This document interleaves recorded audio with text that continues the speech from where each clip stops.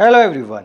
तो last class हमने बहुत सारे टॉपिक्स पढ़ लिया था, ऑर्डर, मॉलिक्यूलरिटी, है ना, रेट ऑफ रिएक्शन का यूनिट्स वगैरह। तो आज हम लोग पढ़ने वाले हैं क्या, significance of order of reaction. तो सपोज मान लेते हैं कोई केमिकल रिएक्शन है जिसमें A+B से कोई प्रोडक्ट बन रहा है। ओके, तो रेट लॉ लिखें या रेट ऑफ द रिएक्शन लिखें हम लोग, तो क्या हो जाएगा K इंटू A और B⁻²। सपोज मान लेते हैं एक्सपेरिमेंटल डाटा गिवन है, ठीक है।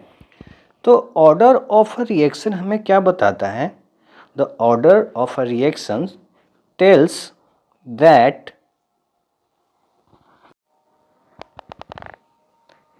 How the rate of reaction changes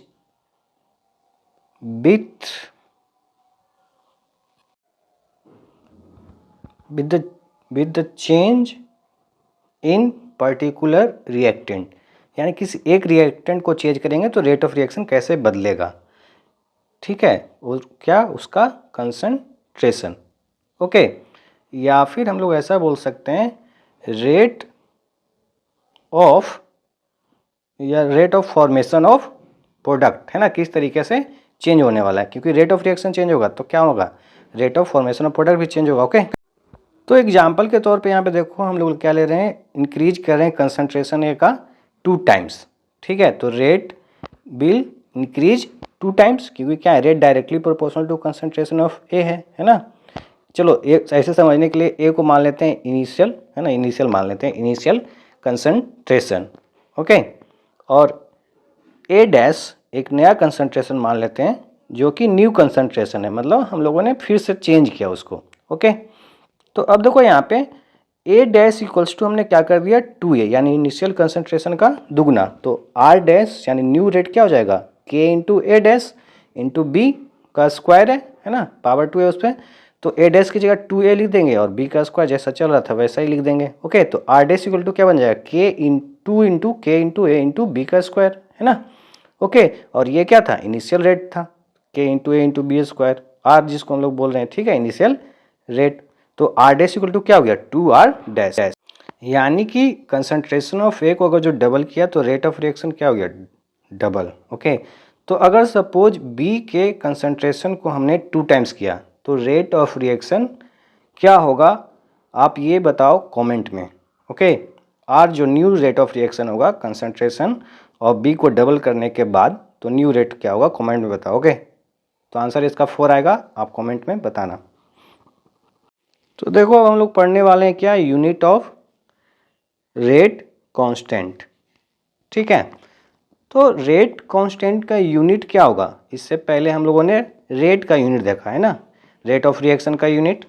तो अब रेट कांस्टेंट का यूनिट निकालने के लिए चलो rate of reaction in general जो हम लोग लिखते आ रहे हैं वो लिख लेते हैं, K into A to the power of X और B to the power of Y, ये क्या है, रेट लॉ है। ओके, किसी अननोन रिएक्शन के लिए या लिख लेते हैं हम लोग A+B से क्या बन रहा है, सपोज प्रोडक्ट बन रहा है ना, यही मानते आ रहे हैं। तो A+B से लिख लेते हैं यहाँ पे क्या बन रहा है, कोई प्रोडक्ट बन रहा है। क्लियर है? तो अब ध्यान देना यहाँ पे जो हमने ये लिखा A to the power x और B to the power y, यहाँ पे ब्रैकेट के अंदर जो लिखते हैं वो क्या होता है, कंसंट्रेशन होता है ना। तो x प्लस वाई को हम लोग क्या बोलते हैं, ऑर्डर ऑफ रिएक्शन बोलते हैं। ओके, ये तो पता ही होगा सबको, पिछली क्लास में हमने पढ़ा था, ठीक है। उसको n से रिप्रेजेंट कर रहे हैं यहाँ पे। तो अब देखो कंसंट्रेशन का जनरली यूनिट क्या होता है, मोलरिटी लिखते हैं हम लोग।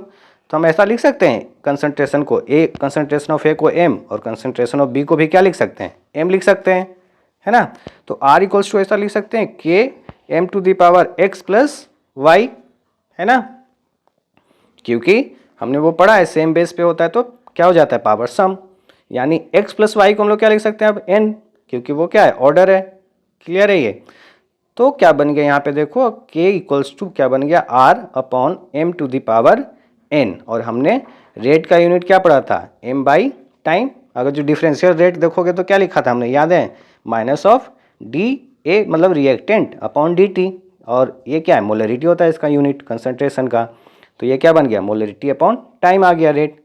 क्लियर है ये? तो टाइम का यूनिट क्या हो जाएगा, सेकेंड।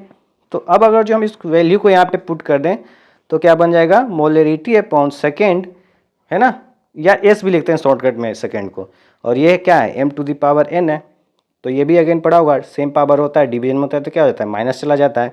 तो क्या बन गया, molarity to the power 1 minus n per second, है ना। ये क्या है, के का यूनिट। क्लियर होगा आई थिंक ये। तो इसको याद रखना, आप इस तरीके से किसी भी ऑर्डर ऑफ द रिएक्शन का क्या निकाल सकते हो, रेट कांस्टेंट का यूनिट। ठीक है, मैं इसको बस सही कर दे रहा हूँ ब्रैकेट को। क्लियर है, आंसर यही है, चेंज नहीं है। तो सपोज हम लोग कैलकुलेट करते हैं, किसी का कैलकुलेट करके चेक करते हैं। ठीक है, जो n ऑर्डर है इसको हम लोग 0 1 2 3 ऐसा कुछ पुटअप करके देते हैं। सपोज हम लोग निकाल रहे हैं 0 के लिए। ओके, तो m क्या हो जाएगा, m to the power 1 minus 0 upon second, यानी k इक्वल्स टू क्या बन जाएगा, मोलरिटी पर सेकेंड। और यही क्या होता है, रेट, है ना। यानी 0 ऑर्डर में क्या आने वाला है, r equals to k। Okay, आगे हम लोग देखेंगे इसको। सिमिलरली आप क्या करो, 1 2 के लिए कमेंट करो और एक हाफ के लिए भी करो। ठीक है, क्या आएगा इसका यूनिट। क्लियर है। अब वैसे तो हमें 0 1 मेनली हमारे कोर्स में है, पर यूनिट 1 2 3 किसी का भी पूछ सकता है। यूनिट तो किसी का पूछ सकता है, इंटीग्रेटेड हमारा सिर्फ किसके लिए है, ओके 1 2 के लिए, 0 और 1 के लिए। तो m को हम लोग और क्या लिखते हैं, मोलरिटी पर लीटर, और मोल पर मीटर क्यूब भी लिख सकते हैं। ओके, तो अब हम लोग देखते हैं relationship between different rate constant. कहने का मतलब, सपोज मान लो कोई एक क्वेश्चन है n1a प्लस n2b जो बना रहा है n3c और n4d, जो यूनिवर्सल है ना, हम लोग यही लेते आ रहे हैं स्टार्टिंग से। तो रेट ऑफ द रिएक्शन हम लोग क्या लिखते हैं, बताओ, डिफरेंशियल रेट जो लिखते हैं, जिसको हम लोग यहाँ पे स्मॉल r से रिप्रेजेंट करते आ रहे हैं। तो माइनस ऑफ 1 अपॉन n1 यानी स्टाइक्योमेट्रिक कोफिशिएंट, और concentration of D upon D T लिखते जाते हैं ना, ए का कंसंट्रेशन, देन वैसा ही सिमिलरली बी का, देन सी का, देन डी का, है ना। इस तरीके से लिख लेंगे, लिख लोगे ये तो आप, minus of 1 by n2 upon d v by d t 1 by n3, है ना, स्टाइक्योमेट्रिक कोफिशिएंट ऑफ सी, और d C upon D t. Clear है ये। और सिमिलरली क्या हो जाएगा, 1 upon n4 upon d concentration of D upon D t, और इसी को हम लोग क्या बोलते हैं, डिफरेंशियल रेट इक्वेशन। ओके, ये तो पता ही है सबको, पढ़ लिया हमने ऑलरेडी पिछले क्लासेस में। तो अब ध्यान से देखो यहाँ पे कि अगर जो रेट ऑफ रिएक्शन को रेट लॉ वाले से लिखें, ठीक है, तो वो क्या हो जाएगा, r equals to k into A to the power, बताओ x, और b to the power y हो जाएगा, है ना। अननोन के लिए अगर जो हमें नहीं पता है तो एक्सपेरिमेंटल डेटा से कैलकुलेट करते हैं, क्योंकि यही क्या है, हमारा रेट लॉ है, ये तो पता है सबको। तो रेट ऑफ रिएक्शन अगर जो हम लोग लिखें इन टर्म्स ऑफ ए लिखें, है ना, किसके रिस्पेक्ट में लिखें, इन टर्म्स ऑफ ओहो ए, तो क्या हो जाएगा, देखो rate of reaction in terms of A, जैसे इन टर्म्स ऑफ ए कहने का मतलब क्या है, रेट ऑफ अपीयरेंस ऑफ ए लिखते थे, और स्टाइक्योमेट्रिक कोफिशिएंट डिफरेंशियल रेट जो डिवाइड करते थे ना स्टाइक्योमेट्रिक कोफिशिएंट से, तो माइनस ऑफ 1 अपॉन n1 और D A upon D T, in terms of A हुआ ये। ठीक है, रेट ऑफ रिएक्शन, तो ये भी क्या हो जाएगा, same K into A to the power X और B to the power Y, जैसा रेट लॉ से आता है। ओके, क्लियर होगा आई थिंक ये। तो minus of D A upon D T, यहां से क्या बन जाएगा बताओ, हाँ n1 क्या हो जाएगा, मल्टीप्लाई इधर जाके n1 K A to the power X into B to the power Y, concentration of v। Okay, तो अब देखो ये एक्चुअली है क्या, minus of D A upon D T, जल्दी बताओ, हाँ rate of disappearance of A, है ना, गुड।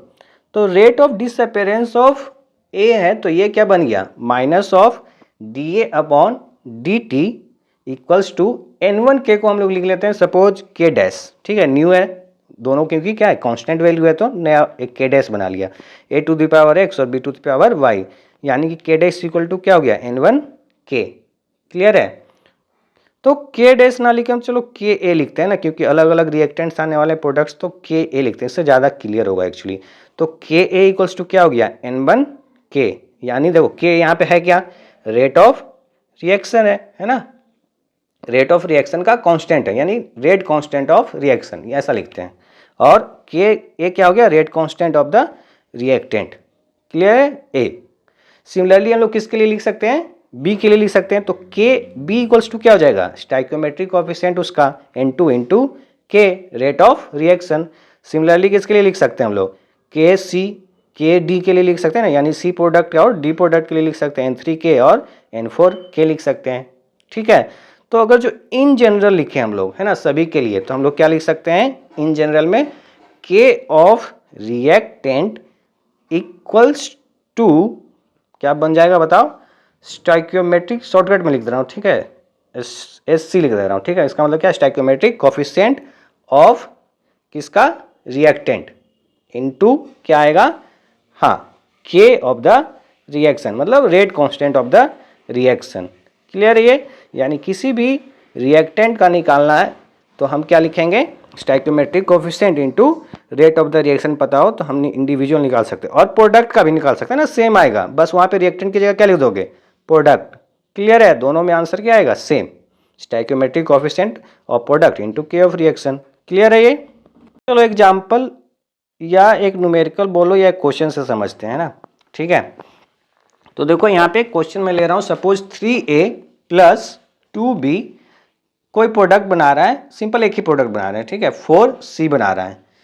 तो हमें क्या पता करना है, फाइंड रिलेशनशिप, है ना, बिटवीन, रिलेशनशिप बिटवीन, हाँ आपस के बीच का नहीं, ओहो, यहाँ पे K1 K2 एंड K3, ठीक है। इफ, अगर जो क्या पता होना चाहिए पहले, K1 K2 है क्या, इफ K1 एंड K2 क्या है, ये आर रेट क्या बताओ, रेट कांस्टेंट, है ना, ऑफ ए बोल सकते हो, बी बोल सकते हो, है ना, K1 K2 को ए और बी बोल देते हैं, ठीक है। और ये किसके लिए, ए बी के अगर जो रिएक्टेंट की बात करें तो डिसअपियरेंस लिखेंगे ना, for disappearance of A and B है, ओके। रिस्पेक्टिवली लिख दो, ज़्यादा अच्छा वर्ड होगा लिखने के लिए, क्वेश्चन है ना। तो अब देखो K3 इज, एक और बच गया, K3 इज रेट कांस्टेंट, पता चल गया। अब क्या होगा, डिसअपियरेंस, तो ये क्या हो जाएगा, फॉर अपीयरेंस, ओहो क्या हो रहा है, अपीयरेंस ऑफ क्या, C, है ना, एक ही प्रोडक्ट है हमारे पास, क्योंकि इसको सही से लिख देता हूं। तो अब देखो यहाँ पे हमने ऑलरेडी क्या पढ़ चुका है, अभी जस्ट पढ़ा था, K रिएक्टेंट और प्रोडक्ट इक्वल्स टू क्या होता है, stoichiometric coefficient into K of the reaction, तो K1 लिख रहे हैं हम लोग, है ना। तो K1 जो कि K बोल सकते हैं हम लोग, है ना, जैसा हमने पढ़ा था एग्जाम्पल वैसा, है ना, A के लिए। तो ये क्या हो जाएगा बताओ, इसका स्टोइकियोमेट्रिक कोएफिशिएंट क्या है, 3 है यहाँ पे देखो, है ना, फॉर्मूले से, और K ऑफ द रिएक्शन मान ले रहे हैं हम लोग, ओके। सिमिलरली अगर जो K2 लिखे जो कि B के लिए होगा, है ना, डिसअपियरेंस ऑफ B के लिए, तो ये क्या हो जाएगा, stoichiometric coefficient 2 into K of the reaction, क्योंकि रिएक्शन कांस्टेंट तो चेंज होने वाला है नहीं, है ना, with respect to ABC change होगा, है ना, रेट कांस्टेंट उसके लिए। तो K3 क्या हो जाएगा, C के लिए 4 into K of the reaction. अब अगर जो सभी में क्या करें, K रिएक्शन इक्वल टू लिख दें और सभी का क्या ले ले, रेशियो, तो क्या बन जाएगा देखो, K1 अपॉन K3, है ना, पहले का बन जाएगा K रिएक्शन क्या हो जाएगा, सब जगह से कैंसल, तो K1 upon K3 equals to K2 upon 2 आ जाएगा यहाँ से 2 डिवाइड में, और यहाँ पे K3 अपॉन क्या बन जाएगा, K4, ओके। तो बस अब यही हो गया क्या हमारा रिलेशनशिप दोनों के बीच, और इसी को हम लोग क्या करें, अगर जो न्यूमरेटर से हटा के, सॉरी डिनोमिनेटर से हटा के न्यूमरेटर करें तो 12 से मल्टीप्लाई कर देंगे, यानी तीनों का एलसीएम लेके, है ना, 12 आएगा जो कि, तो क्या बन जाएगा 4 into K1 equals to 6 K2 equals to क्या हो जाएगा 3 K3, ओके। क्लियर ये। अब यहाँ पे कोई अननोन रिएक्शन था, ऐसा नोन कोई रिएक्शन होगा तो उसमें आप बता सकते हो, है ना, हमेशा क्या करेंगे, K रिएक्शन के इक्वल्स टू निकालेंगे और वहाँ से आंसर निकालेंगे, ओके। तो आई थिंक ये क्लियर होगा सबको। अगर जो कोई डाउट है तो आप कमेंट में पूछ सकते हो, कोई क्वेश्चन का डाउट है तो उसको भी पूछ सकते हो, उसके लिए ग्रुप बना हुआ है, आप नीचे डिस्क्रिप्शन में देखो, एक बार चेक करो, ठीक है। तो फिर मिलते हैं हम लोग नेक्स्ट वीडियो में, जहाँ पे इंटीग्रेटेड रेट लॉ पढ़ेंगे, ओके, जीरो ऑर्डर के लिए। Thank you.